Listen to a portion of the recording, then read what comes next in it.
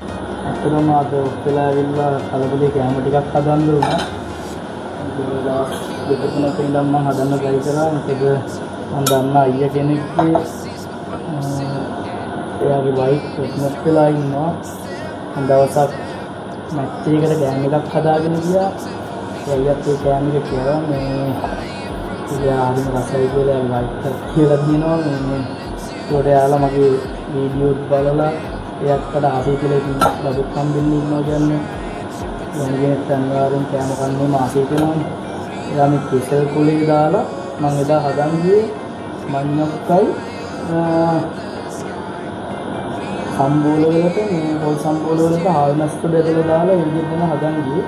ඒ විදිහටම ඉල්ලුවා මට මේ කෙසල් කුලේ මට උතන්න තේරෙන්නේ නැහැ. හින්දා මම මේ විදිහට බෝල් එකට දාලා ඒකට උඩින් කැම දාලා මේ කැම ටික බෙදන්න යන්නේ.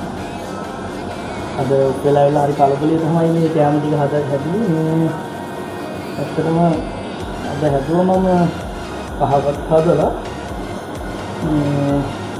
මෙතන ප්‍රෙග්නන්ට් කෙනෙක් කියන්නේ හරි පිළිවෙලට කැම ටික තියෙනවා නේද මම කලබලේ වුණත් රසට කැම ටික හැදුවා.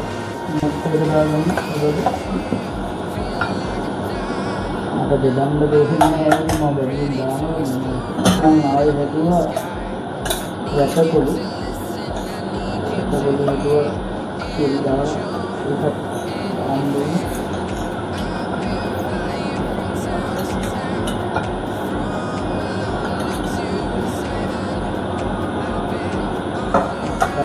dan menggunakan dari masa saya dua ambilnya ya ada kurang juga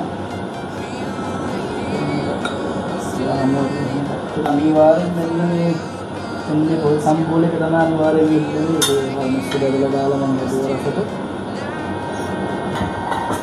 මම තමයි අත්‍තරම බත් දෙන්නේ නැහැ දැන් දැම්ම ඇති වෙන්න දැන් තමයි අන්න ආසයි දින්නේ ඒක දැන් විදිහටම මම යාමක බාල සතුටු වුණොත් ඒ ආසාවෙන් ඉෂ්ට වුණොත් ඇති මොකද මාත් හරි ආසාවෙන් ඇදී